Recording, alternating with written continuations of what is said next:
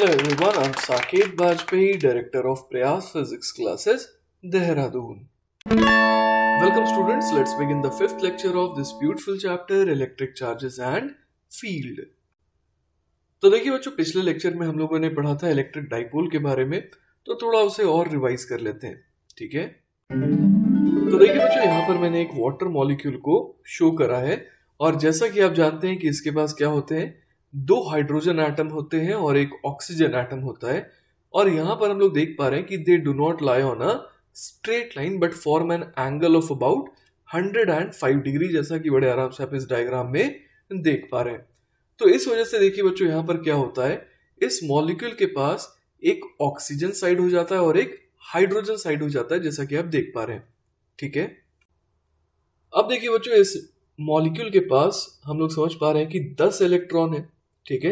तो the 10 electrons of the molecule tend to remain closer to the oxygen nucleus than to the hydrogen nuclei, क्योंकि oxygen की जो electron की affinity होती है वो क्या होती है, थोड़ी ज्यादा होती है, जिस वजह से ये जो 10 इलेक्ट्रॉन्स है of the molecule they tend to remain closer to the oxygen nucleus as compare to hydrogen nuclei, ठीक है।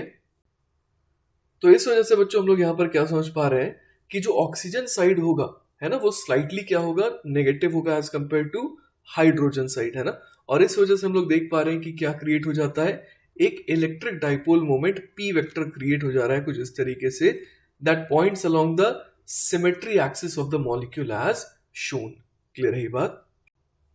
चलिए बच्चों, तो हमारा नेक्स्ट टॉपिक है अ dipole in an electric field. तो देखिए बच्चों, यहां पर डायग्राम में हम लोग क्या देख पा रहे हैं कि there is a rigid dipole. Clear है बात?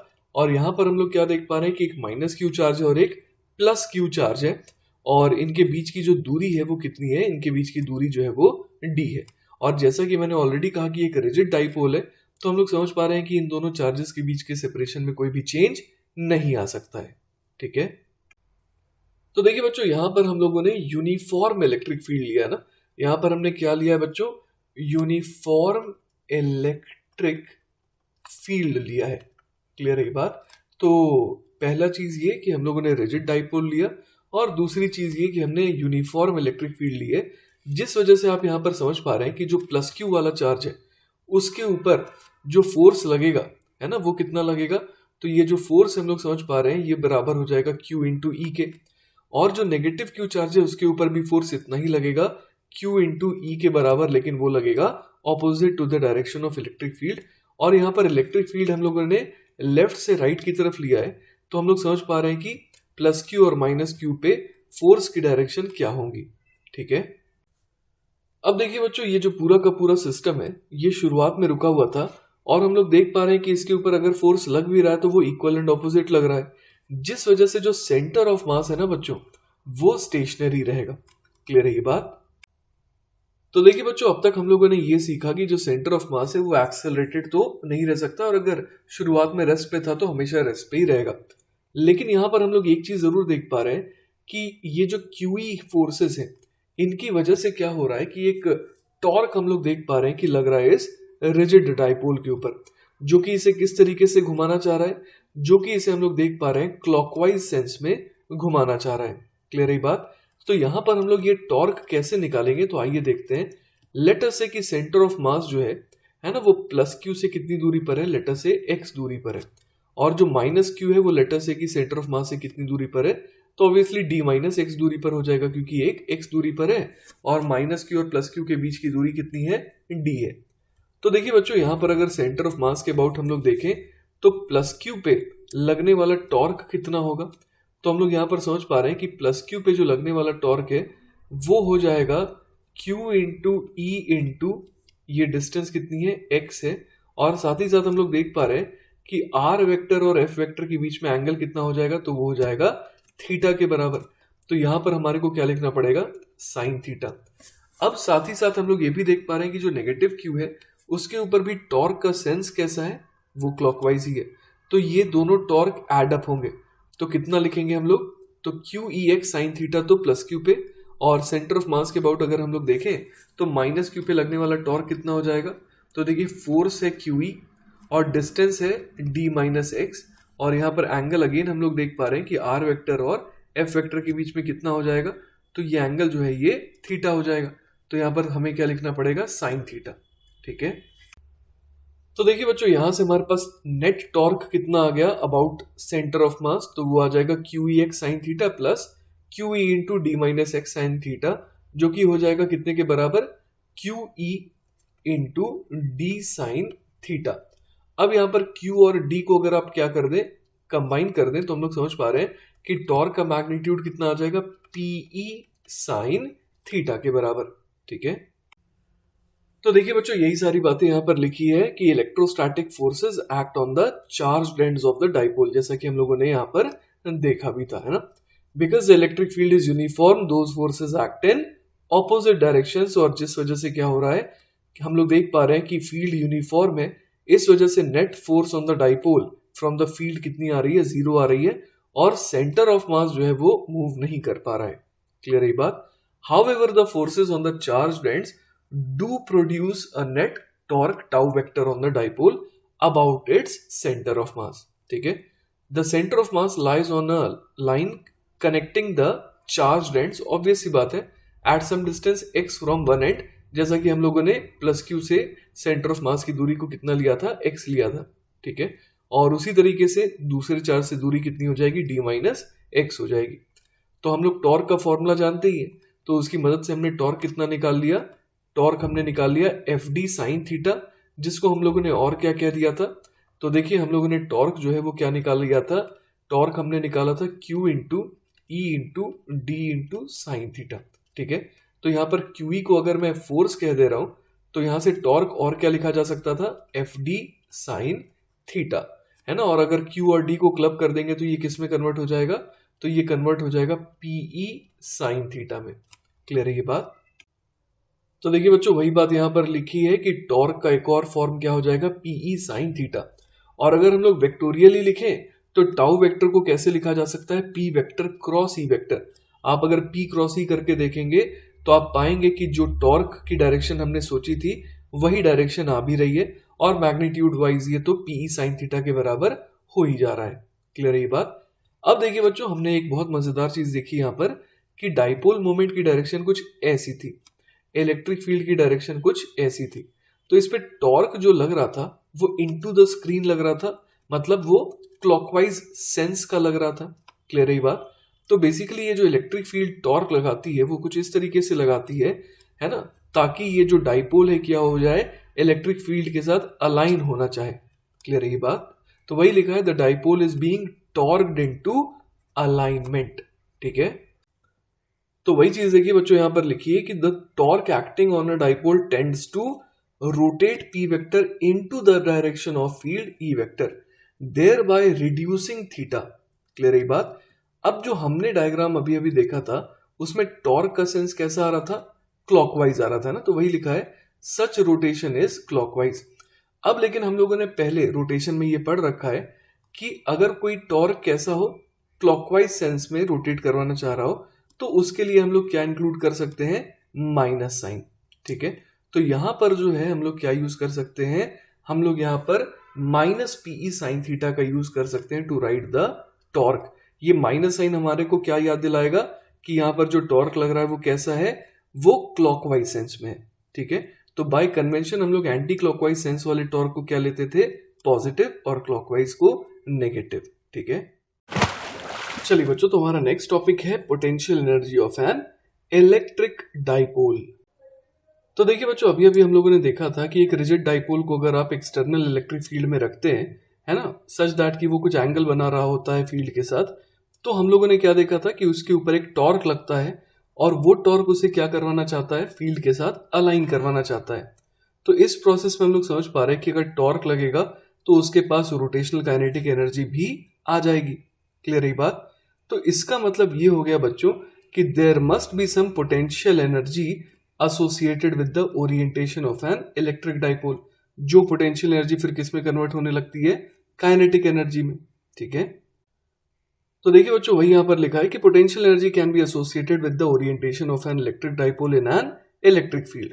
अब ये बात हम लोग समझ पा रहे हैं कि the dipole has its least potential energy कब, when it is in its equilibrium orientation, क्योंकि उस समय हम लोग देख पा रहे हैं कि अगर वो ऑलरेडी इक्विलिब्रियम में रहेगा तो फील्ड उस पर क्यों कोई टॉर्क लगाएगा, क्योंकि वो तो ऑलरेडी अलाइंड है ही। क्लियर है ये बात? तो इस तरीके से हम लोग समझ पा रहे हैं कि डाइपोल की जो लीस्ट पोटेंशियल एनर्जी होगी वो किस ओरिएंटेशन में होगी, when it is in its equilibrium orientation, मतलब जब थीटा की वैल्यू क्या हो जाए, 0 हो जाए। क्लियर है ये बात? इसके अलावा बच्चों हम लोग समझ पा रहे हैं कि किसी भी और दूसरे ओरिएंटेशन में इसके पास ग्रेटर पोटेंशियल एनर्जी होगी, है ना। तो हम लोग इसे बड़े आराम से कंपेयर कर सकते हैं इस डाइपोल को एक पेंडुलम के साथ, क्योंकि पेंडुलम में भी ऐसा ही होता है कि पेंडुलम की जो लीस्ट ग्रेविटेशनल पोटेंशियल एनर्जी होती है वो कब होती है, जब पेंडुलम अपने इक्विलिब्रियम ओरिएंटेशन में होता है। क्लियर है बात? मतलब जब बॉब जो है वो कब कहां पर होता है, अपने लोएस्ट पॉइंट पे। ठीक है, तो बच्चों इस इक्विलिब्रियम ओरिएंटेशन पे अगर हमारा, है ना, पेंडुलम रहेगा या फिर डाइपोल रहेगा, तो दोनों ही केसेस में हम लोग समझ पा रहे हैं कि टू रोटेट द डाइपोल और the pendulum to any other orientation, external agent को क्या करना पड़ेगा, वर्क करना पड़ेगा। क्लियर है ये बात? अब देखिए बच्चों, आपको मैकेनिक्स में याद होगा कि we are free to define the zero potential energy configuration in an arbitrary way. क्यों ऐसा? Because only differences in potential energy have physical meaning, है ना। कितना चेंज आ रहा है पोटेंशियल एनर्जी में वो मैटर करता है। क्लियर है बात? The expression for the potential energy of an electric dipole in an external electric field is simplest if we choose the potential energy to be 0 when the angle theta is 90 degree. ठीक है, तो हम लोग ये चीज आगे देखने भी वाले हैं कि पोटेंशियल एनर्जी का एक्सप्रेशन जो है सबसे सिंपलेस्ट बनेगा अगर हम लोग थीटा इक्वल टू 90 डिग्री को क्या चुने, ऐसा ओरिएंटेशन जिसमें पोटेंशियल एनर्जी क्या हो, 0 हो। ठीक है, तो देखिए बच्चों, बहुत जल्दी हम लोग ये फाइंड आउट करने वाले हैं कि जब डाइपोल कैसा दिख रहा होगा, जब डाइपोल कुछ ऐसा नजर आ रहा होगा। क्लियर है बात?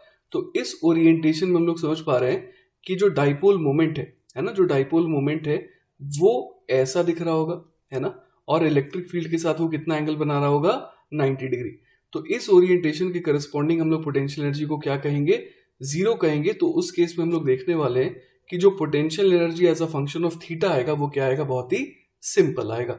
ठीक है, तो देखिए बच्चों, किस तरीके से हम लोग potential energy as a function of theta find out करेंगे, आइए सोचते हैं। ठीक है, तो मान लीजिए बच्चों कि हमारा जो डाइपोल है वो इनिशियली इसी ओरिएंटेशन में था, है ना, ये थीटा एंगल बना रहा था। क्लियर है? यहाँ पर फील्ड के साथ, और हम लोग इसे घुमाना चाह रहे हैं और सच दैट कि फाइनली ये कितना एंगल बनाने लगे फील्ड के साथ, तो ये फाइनली 90 डिग्री बनाने लगे। क्लियर है ये बात? तो हम लोग क्या चाहते हैं, हम लोग एक्सटर्नल एजेंट से ये मदद चाहते हैं कि वो इसको इस तरीके से एंटी क्लॉकवाइज सेंस में घुमा दे ताकि ये जो डाइपोल है ये 90 डिग्री बनाने लगे फील्ड के साथ। और ये पूरा का पूरा काम हम लोग कैसे करवाना चाह रहे हैं, स्लोली करवाना चाह रहे हैं। क्लियर है ये बात? तो ऐसे केस में हम लोग जानते हैं कि क्या लिखा जा सकता है, वर्क डन बाय ऑल बराबर होता है चेंज इन काइनेटिक एनर्जी, और ये क्या है, वर्क एनर्जी थ्योरम। याद होगा आपको, है ना। लेकिन बच्चों अगर आप ये काम स्लोली करवाना चाह रहे हैं तो डेल्टा की क्या हो जाएगा, 0 हो जाएगा। अब वर्क डन बाय ऑल में क्या क्या आ जाएगा, तो work done by external agent आ जाएगा प्लस वर्क डन बाय ये जो फील्ड है इलेक्ट्रिक फील्ड, ठीक है, वो आ जाएगा। तो ये दोनों मिलकर के 0 होना चाहिए। तो यहां से work done by external agent कितना आ जाएगा, negative of work done by electric field. Clear है? और हम लोग यहाँ पर बड़े आराम से समझ पा रहे हैं कि जो negative of work done by electric field है वो बेसिकली किसके बराबर हो जाएगा, तो ये बराबर हो जाएगा चेंज इन पोटेंशियल एनर्जी के। ठीक है, तो देखिए बच्चों, इसे स्लोली घुमाने के लिए जो एक्सटर्नल टॉर्क है उसको हमेशा मैग्नीट्यूड वाइज किसके बराबर होना पड़ेगा, उसको हमेशा जो है इलेक्ट्रिक फील्ड जितना टॉर्क लगाएगी उसके मैग्नीट्यूड के बराबर होना पड़ेगा। क्लियर है बात? ताकि ये स्लोली घूमे। क्लियर है ना। तो मान लीजिए बच्चों किसी मोमेंट पे एंगल जो है वो फाई बन चुका है और हम लोग इसको फर्दर जो है ना, इस तरीके से घुमाना चाह रहे हैं एंटी क्लॉकवाइज सेंस में, सच दैट कि एंगल फाई से बढ़कर के क्या हो जाए, फाई प्लस डी फाई हो जाए। तो हम लोग यहाँ पर क्या सोच पा रहे हैं कि डी डब्ल्यू एक्सटर्नल, है ना, एक्सटर्नल टॉर्क जो है वो कितना लगेगा इस छोटे से एंगुलर डिस्प्लेसमेंट के करस्पॉन्डिंग। तो हम लोग समझ पा रहे हैं कि ये बराबर हो जाएगा PE sine phi D phi के। क्लियर है ये बात? तो देखिए बच्चों, ऐसा हम लोगों ने कैसे लिखा, तो पीई साइन फाई जो है वो टॉर्क का मैग्नीट्यूड है और डी फाई क्या है, टॉर्क की ही सेंस में जो छोटा सा डिस्प्लेसमेंट हो रहा है। क्लियर है ये बात? अब अगर हम लोग इसे इंटीग्रेट कर दें तो कहां से कहां तक इंटीग्रेट करेंगे? तो शुरुआत में फाई की वैल्यू क्या थी? थीटा थी, और बाद में फाई की वैल्यू हो जाएगी पाई बाय 2। क्लियर है ये बात? तो यहां से अपने को क्या हो जाएगा? टोटल एक्सटर्नल वर्क, है ना। तो यहां से देखिए बच्चों, work done by external agent, है ना, वो कितने के बराबर आ जाएगा? तो पीई तो बाहर आ गया इंटीग्रेशन के, क्योंकि वो कांस्टेंट है। साइन फाई का इंटीग्रेशन हो जाएगा माइनस कॉस फाई, तो यहां पर लिमिट पुट कर देंगे तो ये हो जाएगा minus cos pi by 2 minus of minus cos theta. Clear है ये बात? तो हम लोग यहां पर क्या समझ पा रहे हैं कि work done by external agent जो है वो हमारे पास कुछ ऐसा आ रहा है, this will be equal to change in potential energy. Clear है ना? अब यहां पर देखिए, चेंज इन पोटेंशियल एनर्जी को हम लोग क्या लिख सकते हैं? तो ये हो जाएगा U final minus U initial, मतलब U 90 degree minus U initial कितना था? U theta is equal to कितना आ गया? तो यहां पर हम लोग देख पा रहे हैं कि ये बराबर आ जा रहा है कितने के? तो पीई और कॉस पाई बाय 2 तो जीरो होता है, तो ये बराबर आ जाएगा पीई कॉस थीटा के। ठीक है, तो देखिए बच्चों, अगर हम लोग u90 को क्या एज्यूम कर ले? जीरो एज्यूम कर ले, तो u थीटा जो है, मतलब पोटेंशियल एनर्जी है ना, करस्पॉन्डिंग टू थीटा एंगल, वो कितना आ जाएगा? Minus PE cos theta. तो ये हम लोग देख पा रहे हैं कि एक्सप्रेशन कितना सिंपल बन रहा है, क्रिस्प बन रहा है। ठीक है, तो इसीलिए हम लोग थीटा इक्वल टू 90 डिग्री को क्या मान लेते हैं? रेफरेंस। ऑलराइट, तो देखिए बच्चों, ये जो इक्वेशन हमारे पास u बराबर माइनस पी कॉस थीटा आई है, इसको हम लोग जनरलाइज कर सकते हैं टू वेक्टर फॉर्म, और कैसे लिख सकते हैं? Minus P vector dot E vector. Clear है ये बात? तो हम लोग यहां पर देख पा रहे हैं बच्चों इस इक्वेशन को देख करके कि potential energy of the dipole is least कब? जब थीटा की वैल्यू जीरो हो जाए, जैसा एक्सपेक्टेड भी था, है ना। मतलब जब पी वेक्टर और ई वेक्टर की डायरेक्शन क्या हो जाए? बिल्कुल सेम टू सेम हो जाए, और उस समय पोटेंशियल एनर्जी कितनी आ जाएगी? तो वो माइनस पीई आ जाएगी। ठीक है, अब पोटेंशियल एनर्जी ग्रेटेस्ट कब आएगी? तो वो आ जाएगी जब थीटा के वैल्यू कितनी हो जाए? 180 डिग्री। मतलब कि पी वेक्टर और ई वेक्टर कैसे हो जाए? ऑपोजिट डायरेक्शंस में हो जाए, और उस समय यू बराबर क्या आ जाएगा? Plus PE. ऑलराइट, चलिए बच्चों, तो एक आसान सा सवाल देखते हैं। सवाल है, the figure shows 4 orientations of an electric dipole in an external electric field. Rank the orientations according to, पहला पार्ट है the magnitude of the torque on the dipole, और सेकंड है the potential energy of the dipole greatest first. तो देखिए बच्चों, अगर हम लोग पहले पार्ट के लिए बात करें तो हमारे को पता है टॉर्क का फॉर्मूला क्या होता है? टॉर्क का फॉर्मूला होता है P vector cross E vector, और अगर इसके मैग्नीट्यूड की बात करें तो टॉर्क का मैग्नीट्यूड हो जाता है पीई साइन थीटा। क्लियर है बात? तो यहां पर हम लोग अगर इस फॉर्मूले के हिसाब से चले, तो अगर हम लोग पहले वाले केस को देखें, है ना, तो पहले वाले केस को देखें तो इसमें हम लोग क्या कह सकते हैं कि डाइपोल की डायरेक्शन कैसी है? डाइपोल की डायरेक्शन कुछ ऐसी है, और फील्ड की डायरेक्शन हम लोग देख पा रहे हैं कि ये राइट की तरफ है। तो एंगल कितना हो गया यहाँ पर?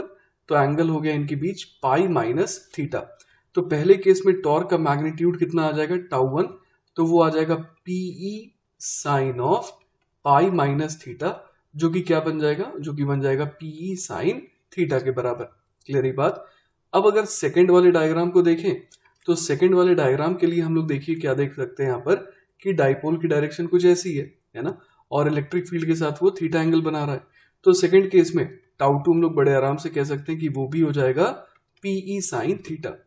अब अगर थर्ड केस की बात करें, तो थर्ड केस में डाइपोल मोमेंट की डायरेक्शन ऐसी है, और वो इलेक्ट्रिक फील्ड के साथ कितना एंगल बना रहा है? तो हम लोग समझ पा रहे हैं कि वो पाई माइनस थीटा बना रहा है। तो इस केस में भी हम लोग समझ पा रहे हैं कि टॉर्क कितना आ जाएगा? टाउ 3 बराबर PE sine pi minus theta, जो कि बन जाएगा पीई साइन थीटा। और फोर्थ वाले डायग्राम में हम लोग देख पा रहे हैं कि अगेन डाइपोल और फील्ड के बीच में कितना एंगल है? थीटा एंगल है। तो यहां पर भी टाउ 4 बराबर क्या आ जाएगा? PE sine theta. तो इसका मतलब पहले केस की अगर हम लोग बात करें, अगर पहले केस की बात करें तो चारों केसेस में, है ना, चारों में टॉर्क जो है वो क्या लग रहा है? डाइपोल पे सेम लग रहा है। ऑलराइट, अब आ जाते हैं बच्चों सवाल के दूसरे पार्ट में, जिसमें हमसे क्या बोला गया है? रैंक करना है हमारे को the potential energy of the dipole greatest first. ठीक है, तो बी पार्ट के लिए अगर हम लोग पहले वाले डायग्राम को देखें, तो वहां पर जैसा कि हम लोग देख पा रहे हैं कि डाइपोल मोमेंट और फील्ड के बीच में कितना एंगल है? तो वो है पाई माइनस थीटा के बराबर। क्लियर है बात। तो यहाँ पर हम लोग समझ पा रहे हैं कि u का फॉर्मूला होता है माइनस पी डॉट ई, है ना, minus P vector dot E vector. तो u की वैल्यू कितनी आ जाएगी, minus P into E into cos of pi minus theta, और cos of pi minus theta तो माइनस कॉस थीटा हो जाता है, तो यहां से ये कितना आ जाएगा, पीई कॉस थीटा। क्लियर है बात। सेकेंड वाले डायग्राम के लिए अगर हम लोग बात करें तो यहाँ पर डाइपोल मोमेंट ऐसा है और फील्ड के बीच में एंगल थीटा हो गया। क्लियर है ना। तो यहाँ पर हम लोग u कितना लिख सकते हैं, ये u1 है, ये u2 है, तो u2 कितना हो जाएगा, तो वो हो जाएगा माइनस पी डॉट ई, मतलब minus PE cos theta. Clear है।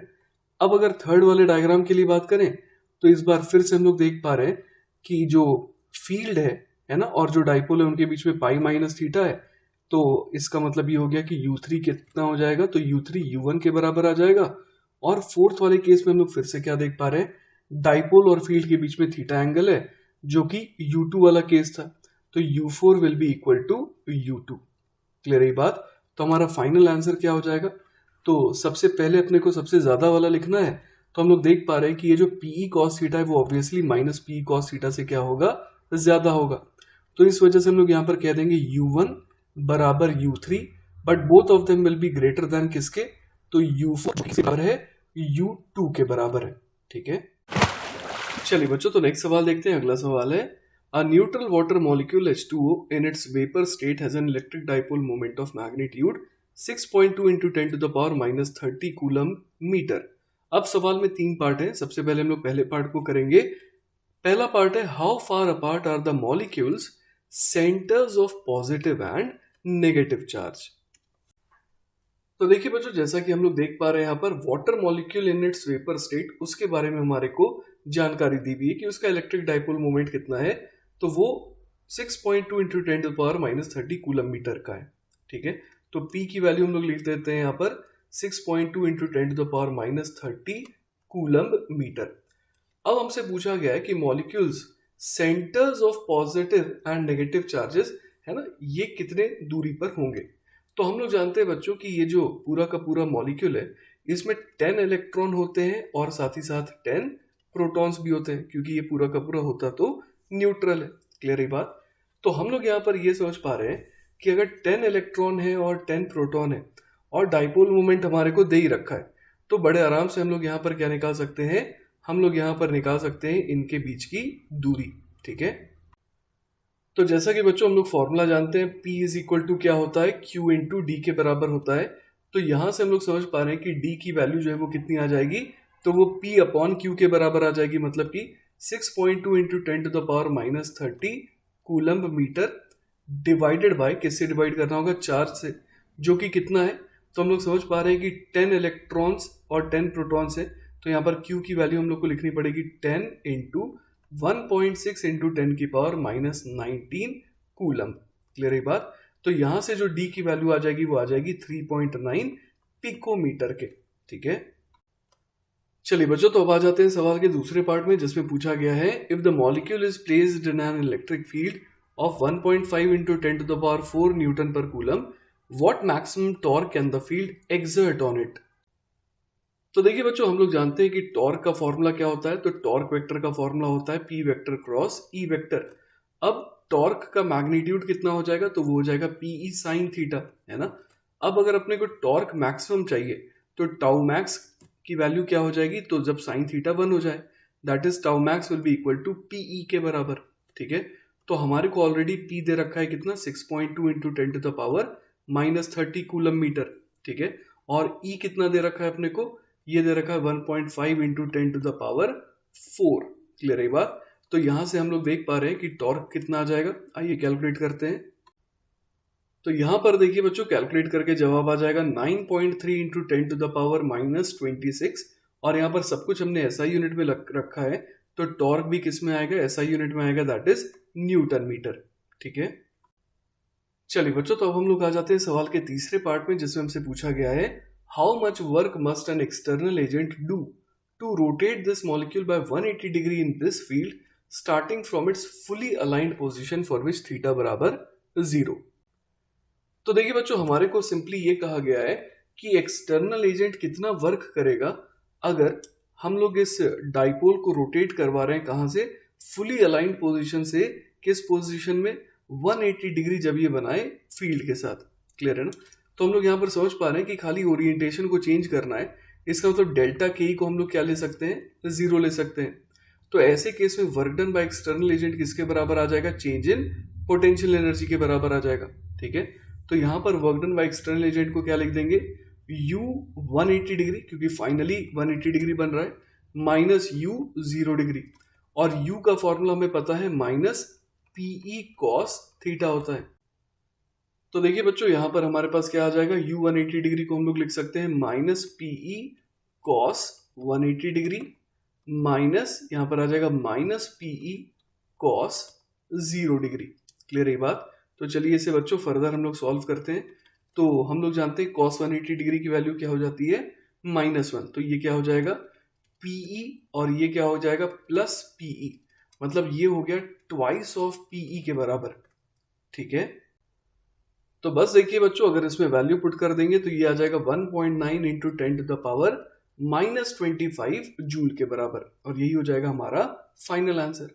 ठीक है, चलिए बच्चों, तो नेक्स्ट सवाल देखते हैं। अगला सवाल है, अ dipole is placed in constant electric field E as shown. If it is released from rest from this position, find the kinetic energy gained when it is parallel to electric field vector. साथ ही साथ we need to assume कि dipole is small and placed in a gravity free space. तो देखिए बच्चों, ये बड़ा आसान सवाल लग रहा है हमारे को, क्योंकि यहाँ पर हम लोग साफ देख पा रहे हैं कि इनिशियली डाइपोल जो है इलेक्ट्रिक फील्ड के साथ अलाइंड तो नहीं था, और वो कितना एंगल बना रहा था, थीटा एंगल बना रहा था। तो u इनिशियल को हम लोग सिंपली क्या लिख सकते हैं, माइनस पीई कॉस थीटा के, और जब ये फाइनली अलाइन हो जाएगा तो अब हम लोग क्या बोल देंगे, u फाइनल कितना हो जाएगा, तो वो हो जाएगा minus PE cos 0, that is minus PE के। अब हम लोग यहाँ पर ये भी देख पा रहे हैं कि इनिशियली काइनेटिक एनर्जी तो क्या थी, 0 थी। अब अपने को फाइनल काइनेटिक एनर्जी बतानी है। ठीक है, तो यहाँ पर हम लोग देख पा रहे हैं कि इलेक्ट्रिक फील्ड है जो कि कंजर्वेटिव फील्ड है, तो यहाँ पर कोई भी एनर्जी का डिसिपेशन नहीं हो रहा है। तो इनिशियल मैकेनिकल एनर्जी को हम लोग क्या कर सकते हैं, फाइनल मैकेनिकल एनर्जी के बराबर, मतलब हम लोग लिख सकते हैं 0 minus PE cos theta is equal to minus PE plus kinetic energy final. Clear है बात? तो यहां से देखिए हमारे पास काइनेटिक एनर्जी फाइनल कितना आ जाएगा, तो ये हमारे पास आ जाएगा PE multiplied by 1 minus cos theta के, और यही हमारा आंसर भी हो जाएगा। ठीक है, चलिए बच्चों, तो हमारा नेक्स्ट टॉपिक है short dipole in non uniform electric field. ठीक है, तो देखिए बच्चों, हम लोग यहाँ पर देखने वाले हैं कि अगर किसी शॉर्ट डाइपोल को आप प्लेस करेंगे किसमें, नॉन यूनिफॉर्म इलेक्ट्रिक फील्ड में, तो वो फोर्स भी एक्सपीरियंस कर सकता है और साथ ही साथ टॉर्क भी एक्सपीरियंस कर सकता है ना। ये सारे केसेस अभी हम लोग देखने वाले हैं। क्लियर है बात? तो बच्चों, सबसे पहले हम लोग यहाँ पर क्या देखने वाले हैं, सबसे पहले हम लोग सिचुएशन 1 देखने वाले हैं, जिसमें electric dipole is placed in the electric field of a fixed point charge, है ना। ये पॉइंट चार्ज जो है वो बिल्कुल फिक्स करके रख दिया गया है, और इसकी फील्ड को कौन एक्सपीरियंस कर रहा है, ये डाइपोल। तो देखिए बच्चों, यहाँ पर बड़े आराम से हम लोग सोच सकते हैं कि अगर यहाँ पर एक प्लस क्यू चार्ज है और एक डाइपोल को, एक शॉर्ट डाइपोल को आपने इस तरीके से प्लेस करा है सच दैट कि उसका नेगेटिव चार्ज ये है और पॉजिटिव चार्ज यहाँ पर है, तो हम लोग बड़े आराम से यहाँ पर समझ सकते हैं कि प्लस क्यू के करीब नेगेटिव चार्ज ज्यादा है, तो इस पर जो फोर्स लगेगा वो ज्यादा होगा एज कंपेयर टू जो पॉजिटिव चार्ज पर रिपल्शन होगा, है ना, क्योंकि यहाँ पर हमने प्लस कैपिटल क्यू चार्ज लिया है जो कि ऑब्वियसली पॉजिटिव है, तो नेगेटिव को अट्रैक्ट करेगा और पॉजिटिव चार्ज को रिपेल करेगा। तो इस पर्टिकुलर केस में हम लोग क्या समझ पा रहे हैं बच्चों, कि ये जो पॉइंट चार्ज है ये इस डाइपोल को क्या करेगा, ये इस डाइपोल को लेफ्ट की तरफ अट्रैक्ट करेगा। क्लियर है बात? तो फोर्स जो है वो अट्रैक्टिव आने वाली है और टुवर्ड्स द पॉइंट चार्ज आने वाली है। ठीक है, चलिए बच्चों, तो अब हम लोग बात करते हैं टॉर्क की। तो जैसा अभी अभी हम लोगों ने देखा था, यहाँ पर ये जो कैपिटल क्यू चार्ज है ना, ये इस डाइपोल को हमने देखा था कि अपनी तरफ खींचना चाह रहा था, है ना।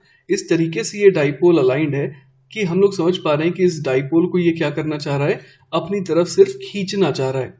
तो हम लोग एक्सपेक्ट कर सकते हैं कि टॉर्क 0 होना चाहिए। और वैसे भी आप देख सकते हैं बच्चों यहाँ पर कि इस प्लस क्यू की वजह से जो फील्ड आएगी, है ना, जो फील्ड आएगी इस लोकेशन पर, तो वो हम लोग समझ पा रहे हैं कि वो भी इसी तरीके की होगी, मतलब कि डाइपोल के पैरेलल होगी बिल्कुल। तो इस फील्ड की टेंडेंसी नहीं है टू रोटेट द डाइपोल, है ना। तो हम लोग यहाँ पर देख सकते हैं कि P क्रॉस E करने पर ये कितना आ जाएगा, 0 आ जाएगा। तो इस वजह से हम लोग समझ पा रहे हैं कि इस सिचुएशन में, है ना, टॉर्क जो है वो 0 लगेगा। ठीक है, अब चलिए बच्चों हम लोग बात करते हैं पोटेंशियल एनर्जी की, है ना। इस डाइपोल की पोटेंशियल एनर्जी कितनी होगी, तो हम लोग समझ पा रहे हैं कि -P.E फॉर्मूला हमने पहले पढ़ा था, और यहाँ पर इलेक्ट्रिक फील्ड जो पॉजिटिव क्यू चार्ज ने क्रिएट करी है ना, वो डाइपोल के बिल्कुल क्या है, पैरेलल है। तो इस वजह से अगर यहाँ पर -P.E लगाएंगे तो हमारे पास क्या आ जाएगा, -Pe cos 0, और E की वैल्यू हम लोग क्या लिख सकते हैं, KQ/R², क्योंकि हम लोगों ने यहाँ पर शॉर्ट डाइपोल लिया है। क्लियर है बात। तो इस लोकेशन पर हम लोग फील्ड जो है ना, कितनी कह सकते हैं, KQ/R², जहां पर R क्या है, ये डाइपोल और चार्ज के बीच का सेपरेशन। अब देखिए बच्चों हम लोग यहाँ पर देख पा रहे हैं कि पोटेंशियल एनर्जी कितनी आ गई, -KPQ/R², दैट इज -PQ/4πε0R²। अब इसकी मदद से हम लोग क्या निकाल सकते हैं, फोर्स निकाल सकते हैं ना। फोर्स की डायरेक्शन हम लोग ने देख ली थी कि वो कैसी आएगी, लेफ्ट की तरफ आएगी, मतलब कि अट्रैक्टिव आनी चाहिए। क्लियर है बात। और F is equal to -du/dr करेंगे अगर, तो हमारे को फोर्स का मैग्नीट्यूड भी मिल जाएगा। क्लियर है बात। तो यहाँ पर देखिए u को हमने डिफरेंशिएट किया विद रिस्पेक्ट टू r, जिससे कि हमारे को रेडियल डायरेक्शन में फोर्स मिल जाए, और यही डायरेक्शन ही है जिसमें फोर्स लग भी रहा है। तो हमारा जवाब क्या आ जाएगा, -2kPQ/r³। यहाँ पर माइनस साइन क्यों आ रहा है बच्चों, तो माइनस साइन इसलिए आ रहा है क्योंकि हम लोग समझ पा रहे हैं कि जो पोटेंशियल एनर्जी है वो कुछ ऐसी आ रही थी। क्लियर है। तो r के बढ़ने पर हम लोग समझ पा रहे हैं कि डिनोमिनेटर क्या हो जा रहा है, डिनोमिनेटर बड़ा हो जा रहा है, मतलब ओवरऑल टर्म जो है वो क्या हो जा रहा है, छोटा, और नेगेटिव होने की वजह से वापस से वो बड़ा हो जा रहा है। मतलब r के बढ़ने से पोटेंशियल एनर्जी क्या हो रही है, बढ़ रही है। मतलब ये जो डाइपोल है अगर ये दूर जाएगा तो सिस्टम की पोटेंशियल एनर्जी क्या हो जाएगी, और बढ़ जाएगी। तो हम लोग समझ पा रहे हैं कि ये सिस्टम जो है वो क्या चाहता है, वो सिस्टम चाहता है कि पोटेंशियल एनर्जी मिनिमाइज हो सके। तो उसके लिए ये जो प्लस क्यू चार्ज है वो डाइपोल को अपनी तरफ खींच रहा है ना। तो यहाँ पर हम लोग क्या समझ पा रहे हैं, यहाँ पर हम लोग ये समझ पा रहे हैं कि -du/dr की वैल्यू नेगेटिव आ रही है। -du/dr की वैल्यू नेगेटिव आ रही है, इसका मतलब क्या हो गया, इसका मतलब ये हो गया बच्चों कि r के बढ़ने से क्या हो रहा है, पोटेंशियल एनर्जी बढ़ रही है, जिस वजह से बच्चों du/dr पॉजिटिव आ रहा है और -du/dr नेगेटिव आ रहा है। क्लियर है बात। तो इतना ही मतलब है यहाँ पर नेगेटिव साइन का। मतलब हम लोग समझ सकते हैं कुल मिला करके कि ये नेगेटिव साइन क्या बताना चाह रहा है, कि ये जो फोर्स है वो बेसिकली अट्रैक्टिव है नेचर में। क्लियर है ना। तो हमारा जवाब क्या आ गया, फोर्स इज अट्रैक्टिव, मतलब लेफ्ट की तरफ है, और उसका मैग्नीट्यूड कितना हो गया, 2kPQ/r³। ठीक है। तो देखिए बच्चों पिछली सिचुएशन में हमने क्या देखा था कि डाइपोल कुछ इस तरीके से था। क्लियर है बात। और फील्ड भी कुछ इस तरीके से ही थी, मतलब इसके पैरेलल थी। तो इस केस में सबसे पहले हमने क्या निकाला था, पोटेंशियल एनर्जी निकाली थी, जो कि कितनी आ गई थी, -P⃗.E⃗ जो कि हो गया था -PE cos 0। क्लियर है बात। तो यहां से हमारे पास पोटेंशियल एनर्जी कितनी आ गई थी, -PE आ गई थी। और फोर्स के लिए हमने क्या करा था, फोर्स के लिए हमने देखा था कि ये -du/dr हो जाएगा। क्लियर है बात। तो अगर हम लोग पोटेंशियल एनर्जी को देखें कि ये -PE है, तो अगर हम लोग यहाँ पर पुट कर दें तो ये देखिए किसके बराबर आ जाएगा, तो माइनस माइनस प्लस, और ये हो जाएगा P/dE/dr के बराबर। क्लियर है ये बात। तो बच्चों हमने जो पिछला केस देखा था उसमें हमने क्या देखा था कि फील्ड जो है, जो पॉजिटिव चार्ज की वजह से क्रिएट हो रखी थी, वो रेडियल डिस्टेंस बढ़ने से क्या हो रहा था, वो कम हो रही थी, जिस वजह से उस पर्टिकुलर एग्जाम्पल में DE/dr क्या आ गया था, नेगेटिव आ गया था। तो हम लोग एक सिंपल सी चीज यहाँ पर कह सकते हैं, और वो ये है कि magnitude of force on short electric dipole in non uniform electric field, वो हम लोग सिंपली कितना लिख सकते हैं, अगर सिंपली मैग्नीट्यूड की बात करें तो वो हो जाएगा P into mod of DE/dr। और ये कब वैलिड है, जब E वेक्टर और P वेक्टर क्या हो, अलाइंड हो अलोंग द सेम लाइन। ठीक है। तो बच्चों अभी हमने पहली सिचुएशन देखी जिसमें हमने क्या देखा था कि डाइपोल पर जो है ना, डाइपोल पर जो है नेट फोर्स तो एक्ट कर रहा था पर कोई टॉर्क नहीं लग रहा था, और डाइपोल जो है वो नॉन यूनिफॉर्म इलेक्ट्रिक फील्ड में था। अब हम लोग दूसरी सिचुएशन देखने वाले हैं जिसमें डाइपोल जो है वो again non uniform electric field में है, लेकिन इस बार उस पर नेट फोर्स भी लगेगा और टॉर्क भी लगेगा। ठीक है। तो देखिए बच्चों, इस डायग्राम में हम लोग बड़े आराम से देख पा रहे हैं यहाँ पर कि जो प्लस क्यू है ना, वो इस डाइपोल के नेगेटिव चार्ज को क्या कर रहा है, अपनी तरफ खींचना चाह रहा है, और जो पॉजिटिव चार्ज है उसे क्या कर रहा है, धक्का देना चाह रहा है। क्लियर है ये बात? तो हम लोग यहाँ पर इन दोनों फोर्सेस को अगर देखें तो चूंकि ये डाइपोल सिमेट्रिकली रखा है with respect to this charge, तो हम लोग समझ सकते हैं कि F1 और F2 का मैग्नीट्यूड जो है वो क्या रहेगा, बिल्कुल सेम रहेगा। ठीक है, अब देखिए बच्चों, यहां पर हम लोग समझ पा रहे हैं कि इस F1 का एक कंपोनेंट राइट की तरफ आएगा और F2 का एक कंपोनेंट लेफ्ट की तरफ आएगा, जो बिल्कुल एक दूसरे को क्या कर दे रहे हैं, कैंसिल आउट कर दे रहे हैं। लेकिन F1 का एक कंपोनेंट जो ऊपर की तरफ आ रहा है और F2 का भी एक कंपोनेंट जो ऊपर की तरफ आ रहा है, वो दोनों क्या हो जा रहे हैं, एड अप हो जा रहे हैं, जिस वजह से हम लोग समझ पा रहे हैं कि एक Fnet जो है वो ऊपर की तरफ तो लगेगा। क्लियर है ये बात? मतलब इस समय अगर हम लोग फोर्स की बात करें तो वो अपवर्ड लगेगा। क्लियर है ये बात? लेकिन बच्चों, यहां पर अगर आप F1 के राइट वाले कंपोनेंट और F2 के लेफ्ट वाले कंपोनेंट को देखें तो हम लोग समझ पा रहे हैं कि इसकी वजह से एक टॉर्क आ रहा है ना। अगर ये एक रिजिड डाइपोल है तो हम लोग समझ पा रहे हैं कि ये जो पॉजिटिव क्यू चार्ज है वो इसको घुमाना भी चाह रहा है इस तरीके से क्लॉकवाइज सेंस में, और हम लोग वजह समझ पा रहे हैं कि वजह ये है कि इलेक्ट्रिक फील्ड जो है ना, तो उसके अलॉन्ग ये अलाइंड नहीं है, तो इस वजह से ये अलाइन करवाने के लिए इसके ऊपर क्या लगा रहा है, एक टॉर्क लगा रहा है। तो हम लोग क्लियरली देख पा रहे हैं बच्चों कि इस सिचुएशन में टॉर्क भी नॉन जीरो है और फोर्स भी नॉन जीरो है। ठीक है, चलिए बच्चों, तो नेक्स्ट सवाल देखते हैं। अगला सवाल है, two short dipoles A and B with their moments P1 and P2 respectively are placed as shown in the figure. Find, पहला पार्ट है torque on B due to A, दूसरा है potential energy of B in the field of A, और तीसरा part है force on B due to A। तो देखिए बच्चों, शॉर्ट डाइपोल का मतलब हम लोग जानते हैं कि ये जो R है वो इन डाइपोल्स की लेंथ वगैरह के कंपैरिजन में कैसा है, बहुत बहुत ज्यादा है, जो डायग्राम से बहुत क्लियर नहीं है, पर हमारे को समझना पड़ेगा, है ना, कि यहाँ पर जो R है वो कैसा है, वो बहुत बड़ा है as compare to the length of the dipoles. Clear है ये बात?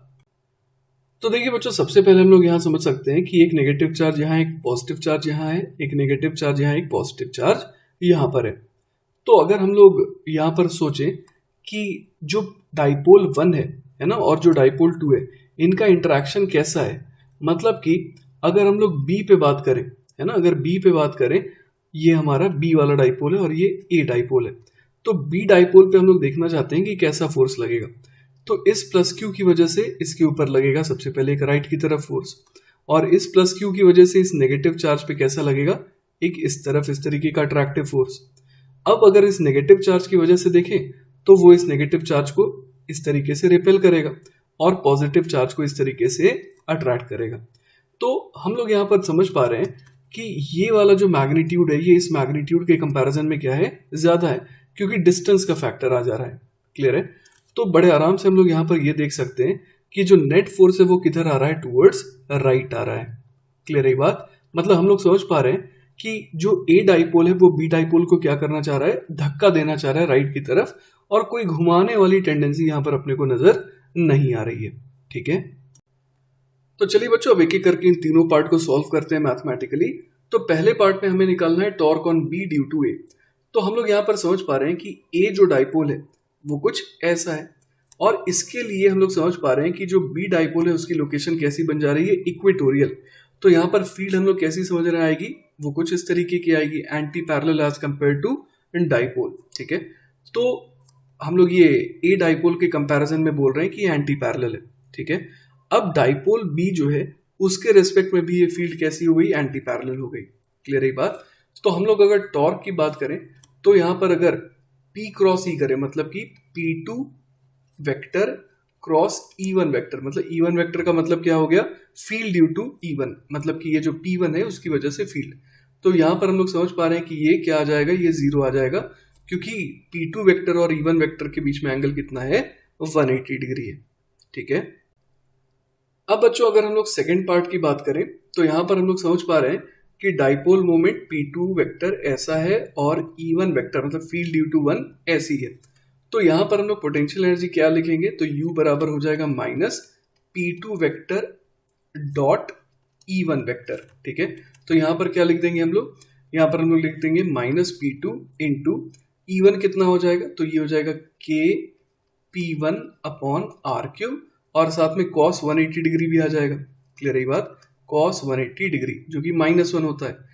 तो यहाँ से हम लोग समझ पा रहे हैं कि u जो है वो कितना आ जा रहा है, तो वो आ जा रहा है k p1 p2 upon r cube.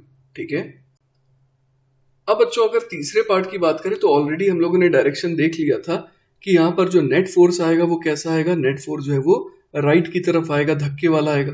Clear है ये बात। तो अब अगर हम लोग उसके मैग्नीट्यूड निकालना चाह रहे हैं तो हम लोग को सबसे पहले क्या करना होगा, तो F बराबर हम लोग लिख देंगे minus du by D R, जिससे हमें radial component of the force मिलेगा और हमें पता है कि रेडियल डायरेक्शन में ही खैर फोर्स है। क्लियर है बात। तो हमने ऑलरेडी u जो है वो कितना निकाल रखा था, तो वो था k p1 p2 upon r cube.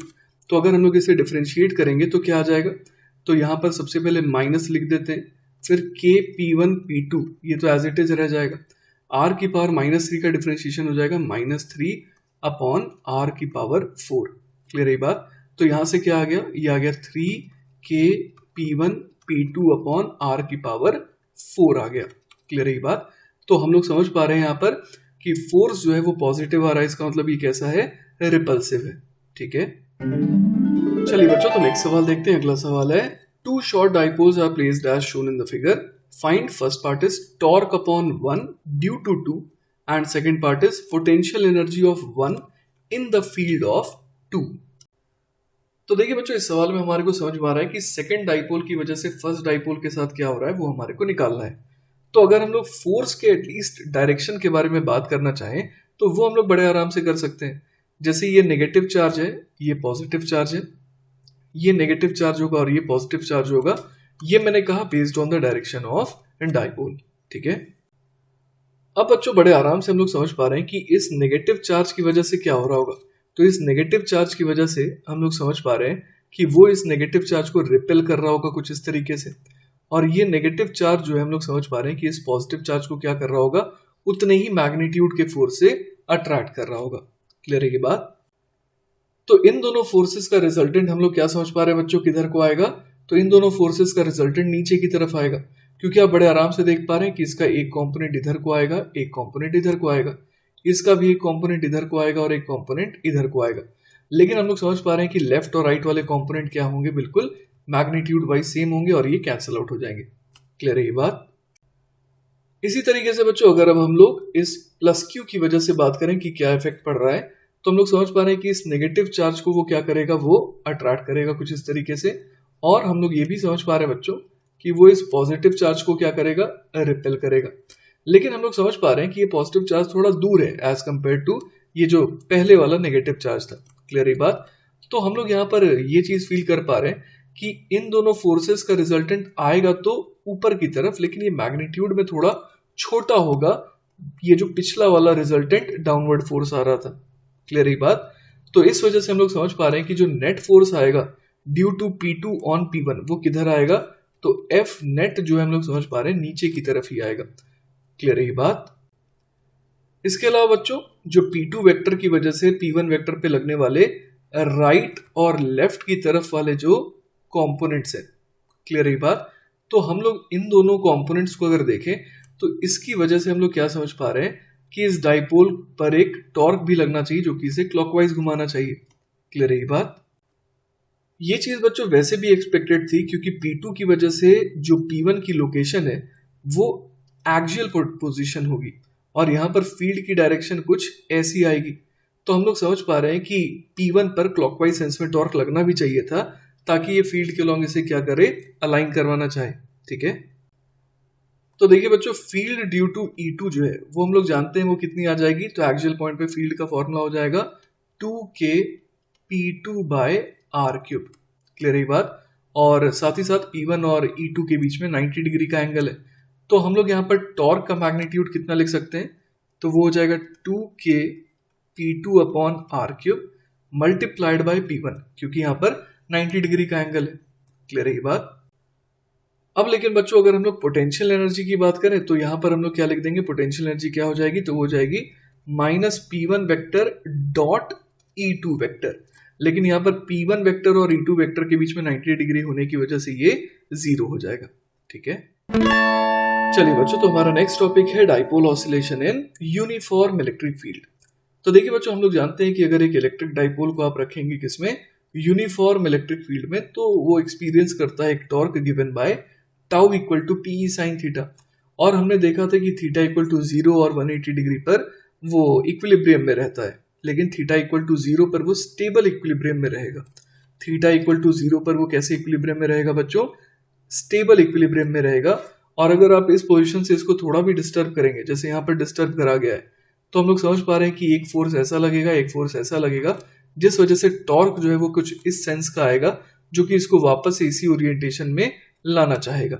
ठीक है, तो बच्चों यही हम लोग यहाँ पर देखने वाले हैं कि अगर आप डिस्टर्ब करेंगे इस डाइपोल को फ्रॉम इक्विलिब्रियम पोजीशन, तो ये टॉर्क जो है वो एक्ट करना शुरू कर जाएगा, है ना। और इस वजह से जो है ये डाइपोल ऑसिलेट करने लगता है, क्योंकि जब ये पैरेलल टू फील्ड हो जाएगा तब ये इमीडिएटली रुक नहीं पाएगा, क्योंकि इसके पास क्या आ चुकी होगी, इसके पास एंगुलर स्पीड आ चुकी होगी। ठीक है, तो देखिए बच्चों, यहां पर हम लोग क्या लिख सकते हैं, हम लोग यहाँ पर टॉर्क को माइनस पी साइन थीटा लिख सकते हैं। ऐसा क्यों, क्योंकि हम लोग समझ पा रहे हैं कि यहाँ पर टॉर्क जो है वो क्लॉकवाइज है, और क्लॉकवाइज टॉर्क के लिए हम लोग नेगेटिव साइन लगा सकते हैं। क्लियर है बात। तो वही यहाँ लिखा है, negative sign indicates that this is the restoring torque which tries to restore dipole to its mean position. अब देखिए बच्चों, यहां पर हम लोग बात करने वाले हैं फॉर स्मॉल थीटा, क्योंकि उसी केस में क्या हो सकता है कि साइन थीटा थीटा में कन्वर्ट हो सकता है। तो यहाँ पर टॉर्क क्या लिखा जा सकता है, माइनस पी थीटा। क्लियर है बात। अब हम लोग जानते हैं कि टॉर्क का फॉर्मूला क्या होता है, आई अल्फा। तो यहाँ पर हम लोग अल्फा को लिख सकते हैं D two theta by D T square. Clear है बात। तो यहां से देखिए बच्चों, हमारे पास क्या आ गया, I D two theta by D T square बराबर माइनस पी थीटा, और फाइनली हमारे पास ये एक्सप्रेशन आ गया। क्लियर है बात। अब बच्चों, हम लोगों ने एंगुलर एसएचएम में पढ़ा था D two theta by D T square plus omega square theta बराबर अगर 0 आ रहा है तो ये एंगुलर एसएचएम की इक्वेशन है। ठीक है, और यहाँ पर हम लोग कंपेयर अगर करें तो ओमेगा की वैल्यू क्या आ जा रही है, under root PE upon I, और इसे हम लोग क्या कहते थे, इसे हम लोग कहते थे एंगुलर फ्रीक्वेंसी।